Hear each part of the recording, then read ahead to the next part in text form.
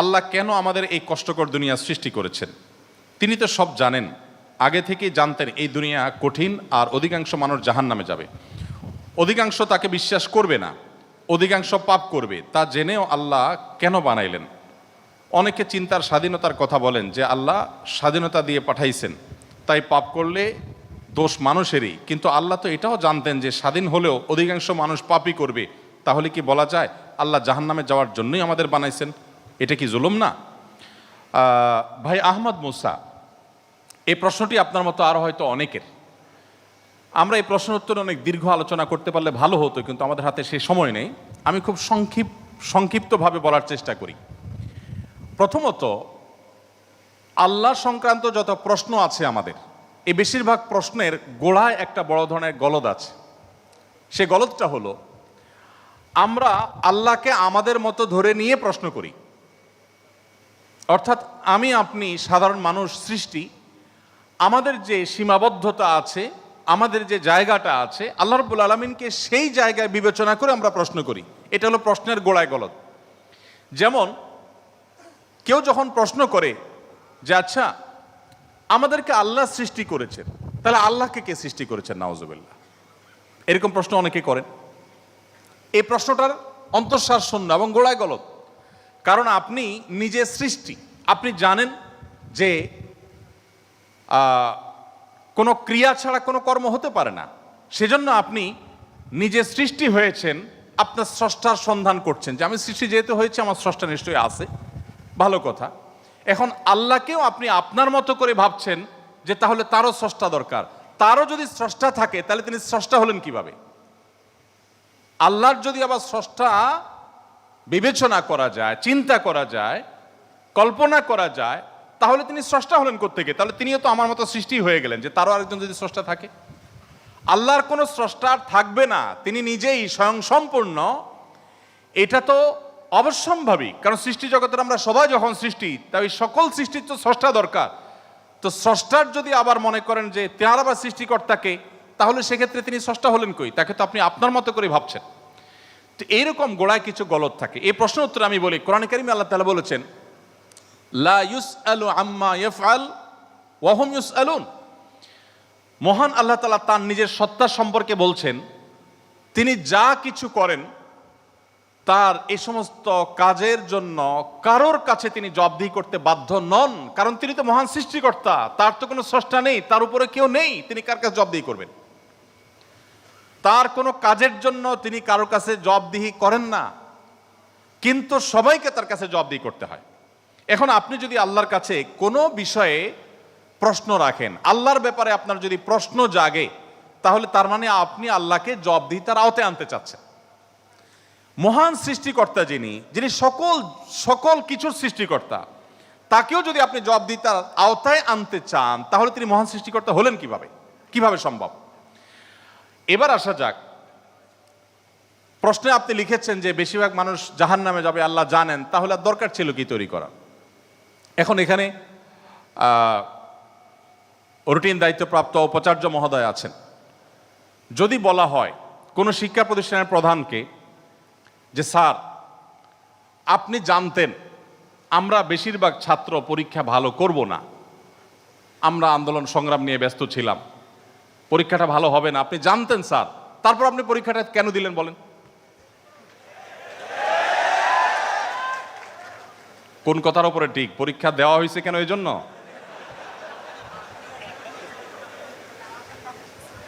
এই প্রশ্নটা যদি করা হয় কোনো শিক্ষা প্রতিষ্ঠানের প্রধানকে যে স্যার, বেশিরভাগ ছাত্র আমরা ভালো ছাত্র না, ভালো ছাত্র সবসময় কমই থাকে সংখ্যা, এটা আপনি জানেন স্যার, তারপর আপনি পরীক্ষাটা কেন নিলেন? স্যার যদি পাল্টা প্রশ্ন করেন, পরীক্ষা যদি আমি না নিতাম, তাহলে তোমরা বলতো স্যার আমরা পরীক্ষা দিয়ে দেখতেন, সবাই পারতাম। এ কথা বলার অপশন থাকতো কি থাকতো না? স্যার আপনি পরীক্ষা দেন নাই কেন? আপনি দিতেন, দেখতেন আমরা কি পরিমাণ যোগ্য, কি পরিমাণ পড়াশোনা আমরা করেছি, আন্দোলন করেছি, তাতে কি হয়েছে? পড়া পিছিয়ে নেই আমরা, সব ক্ষেত্রে আগে আছি, এর ফাঁকে ফাঁকে আমরা পড়ালেখা করেছি। তাহলে আল্লাহ রাব্বুল আলামিনকে আপনি একই প্রশ্ন করতে চাচ্ছেন যে আল্লাহ বেশিরভাগ মানুষ তো জাহান্নামে যাবে, আপনি জানেন, তাহলে সৃষ্টি করলেন কেন? এখন মানুষকে যদি আল্লাহ তাআলা এই অনুভূতি শক্তি তার সৃষ্টির আগেও দিতেন, তাহলে মানুষ তো বলতো আল্লাহ ফেরেশতাদের তৈরি করেছেন, জিনদের সৃষ্টি করেছেন, আমাদেরকে কেন সৃষ্টি করে ইচ্ছা শক্তি দিলেন না, তাহলে আমরা একটু দেখাই দিতাম। আপনি এই প্রশ্ন তো আল্লাহকে করতে পারতেন। মূলত এই সমস্ত প্রশ্নের গোড়ায় গলত আছে। দেখুন, আল্লাহ রাব্বুল আলামিন যখন মহান সৃষ্টিকর্তা, আপনি একটি পুতুল তৈরি করেছেন, একটি পুতুল তৈরি করেছেন মাটির, দুটি পুতুল তৈরি করেছেন, একটি পুতুল আপনি রেখেছেন, আরেকটি পুতুল আপনি ভেঙে দিয়েছেন। এখন আমি যদি আপনাকে প্রশ্ন করি, ভাই কাজটি কি ভালো হলো? একটা পুতুল রাখলেন আর একটাকে ভেঙে দিলেন, কেন এরকম করলেন? আমার এই প্রশ্ন করাটা আপনাকে যদি আমি জবাব দিই তার আওতায় আনি, যে আপনাকে বলতে হবে এটা ইলজিক্যাল কাজ, কেন করলেন? আপনাকে প্রশ্ন যদি আমি করি, এই প্রশ্ন করার কি অধিকার আসলে আমার থাকার কথা? আপনি পুতুলটা সৃষ্টি করেছেন মাটি থেকে, করে আপনার একটা ভালো লেগেছে রেখেছেন, আর একটা ভালো লাগেনি ভেঙে ফেলেছেন। পৃথিবীর কোনো মানুষ আপনাকে জবাব দিয়ে তার আওতায় আনতে পারে? এই অধিকার আছে কারোর?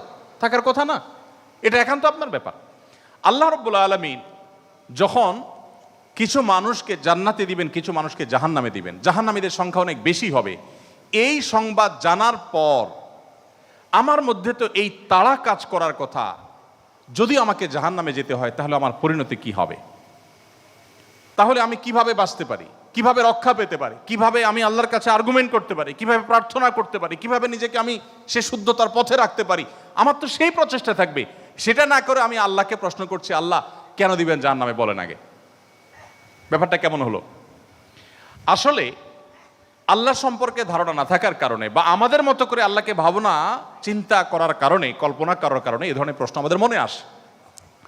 যেহেতু আমাদের সামনে জান্নাত অথবা জাহান্নাম দুটি পথের একটি, অতএব একজন ইমানদার, একজন বুদ্ধিমান মানুষ, তিনি তার জান্নাতের পথকে সুগম করার চেষ্টা করবেন, জাহান্নাম থেকে বাঁচার চেষ্টা করবেন। তিনি আল্লাহকে প্রশ্ন ছুড়ে দিবেন না। আল্লাহকে প্রশ্ন ছুড়ে দিয়ে কি হবে বলেন? আমি আরেকটা উদাহরণ দেই। ধরুন, আপনি একজন মানুষ, আপনাকে বলেছে দরখাস্ত দিতে, তুমি আমার কাছে দরখাস্ত দাও। আপনি আপনার এলাকার জনপ্রতিনিধির কাছে কোনো একটা কাজ নিয়ে গিয়েছেন, এবং সাথে দরখাস্ত তো নিয়েছেন, সাথে সুপারিশ নিয়ে গেছেন, হাই হ্যালো নিয়ে গেছেন, কাউকে দিয়ে ফোন করিয়েছেন, নানাভাবে আপনি চেষ্টা করে আপনি গিয়েছেন। সে ভদ্রলোকের অফিসে যাওয়ার পর আপনি অনেক চেষ্টা করেছেন, কাজটা হয়নি। এখন আপনি কিন্তু জানতেন যে আমি দরখাস্ত লেখার নিয়ম আছে সেই হিসাবে লিখেছি, আবার সুপারিশও করেছি, কিন্তু আসলে হবে সেটাই যেটা তিনি চাইবেন, তার এখতিয়ার আছে এটা পাশ করা বা না করা। এখন আপনি যদি যে তাকে বলেন, ভাই নেতা সাহেব, যেহেতু বিষয়টা সম্পূর্ণ আপনার ইচ্ছাধীন, আপনি দিবেন কি দিবেন না সম্পূর্ণ আপনার এখতিয়ার, আইনও সেভাবে, নিয়মও সেভাবে, সিস্টেমও সেটা, এখতিয়ার 100% আপনার অধীনে, আপনি চাইলে দিবেন, না দিলে নাই, তাহলে নাটক কেন করলেন? দরখাস্ত দেওয়ালেন কেন আমাকে দিয়ে? আমাকে কেন আসতে বললেন? আপনি জানেন সিদ্ধান্ত নেতার হাতে, সিদ্ধান্ত জনপ্রতিনিধির হাতে, সিদ্ধান্ত সে ব্যক্তির হাতে। আপনি জানেন তিনি যা ডিসিশন নেবেন সেটাই হবে। এটা জানার পরও আপনি কিন্তু আপনার চেষ্টায় কোনো ত্রুটি করছেন না, এমনকি আপনি পাবেন না সেই সম্ভাবনা জোরালো হওয়া সত্ত্বেও আপনার চেষ্টা কিন্তু আপনি ত্রুটি করেন না। সেখানে আপনি মানুষ হয়ে বলছেন যে আল্লাহ যাকে জাহান্নামে দিবে সে তো জাহান্নামে যাবেই, এর ব্যত্যয় তো হবেই না, তাহলে আমার আর কষ্ট করে লাভটা কি? আরেকটি উদাহরণ মনে হয়েছে। এক ভদ্রলোক, তিনি একজন মুসলমানকে, একজন সন্দেহের মধ্যে থাকা মুসলমান, নামকাওস্তে মুসলমান, তিনি একজন সিরিয়াস মুসলমান, প্র্যাকটিসিং মুসলমানকে জিজ্ঞেস করতেছে, ভাই প্রতিদিন নামাজের জন্য আহ্বান করে, ভাই নামাজ পড়তে চলো। তো বেনামাজি মুসলমানটা বলে, না ভাই আমি যাব না। তো একদিন বলতেছে, আচ্ছা শুনেন, আল্লাহর ইচ্ছার বাইরে তো কিছু হয় না, আমি আসলে নামাজে যাই, এটা আল্লাহ চাচ্ছেন না, এই জন্য আমি যাই না। তো যেহেতু আল্লাহর ফয়সালা হয়ে গেছে, আমি যেতে পারছি না, তার মানে আল্লাহ আমাকে যাওয়ার তৌফিক দেন না, সেজন্য যাচ্ছি না। তাহলে আপনি অযথা চেষ্টা করে লাভ নাই, কেন আমাকে প্রতিদিন ডাকেন, কোনো দরকার নেই। তো এই ভদ্রলোক তিনি যখন বলেছেন যে আল্লাহ চাইলে তো আমি নামাজ এমনিই পড়তে যাব, আল্লাহ যখন আমার জন্য নামাজের ফয়সালা করবেন, আপনি ডাকা ছাড়াই আমি যাব, আর না করলে তো আমি যাব না, তাহলে আপনি অযথা কেন চেষ্টা করছেন? এই কথা বলার পর ওই নামাজি ব্যক্তি তার আর কোনো উত্তর না দিয়ে পরের দিন এই ভদ্রলোক যখন অফিসে যাবে কাজের জন্য, একই সাথে তারা থাকে, তো তো শার্ট প্যান্ট পরে যখন সে কাজের জন্য বের হবে, তখন তার এই দোস্ত দরজা আটকে ফেললো এবং সামনে দাঁড়ায় বলল, আজকে তো যাওয়া যাবে না। তো বলে, কেন যাওয়া যাবে না? বলে যে আল্লাহ তো রিজিক দাতা, অতএব আপনার নসিবে যেটা আছে সেটা তো এমনিতেই আসবে, আর না থাকলে আসবে না, আপনি গেলেও আসবে না, তাহলে কেন যাচ্ছেন? রিজিকের ব্যাপারে আপনি নামধারী মুসলমান হিসাবে, নামসর্বস্ব মুসলমান হিসাবে আপনি বিশ্বাস করেন যে রিজিকে যা আমার বরাদ্দে আছে সেটা আসবেই, কিন্তু আমার চেষ্টা আমাকে করতে হবে। ওই যে ডিসিশন নেতার হাতে, কিন্তু আমাকে দরখাস্ত দিতে হবে, আমাকে অ্যাপ্রোচ করতে হবে, আমাকে চেষ্টা করতে হবে। আমার এই চেষ্টা করাটা হলো আমার দায়িত্ব। দিবেন কি দিবেন না 100% তার ইখতিয়ারে। আমি জানি তিনি না দিলে আমার চেষ্টা করেও কিছু হবে না, কিন্তু তাই বলে আমি চেষ্টা বন্ধ করব না। ঠিক একইভাবে আমি জান্নাতের জন্য চেষ্টা করব, এটা আমার কর্তব্য, এটা আমার বাঁচা মরার লড়াই। আল্লাহ তাআলা আমাকে জান্নাতে দিবেন কি দিবেন না ডিসিশন তারটাই চূড়ান্ত, তাহলে আমার কাজ করে লাভ কি? এই প্রশ্ন একেবারেই অবান্তর, একেবারেই অযৌক্তিক, কারণ পার্থিব জীবনে অন্য কোনো ক্ষেত্রে আমরা এটাকে অ্যাপ্লাই করি না।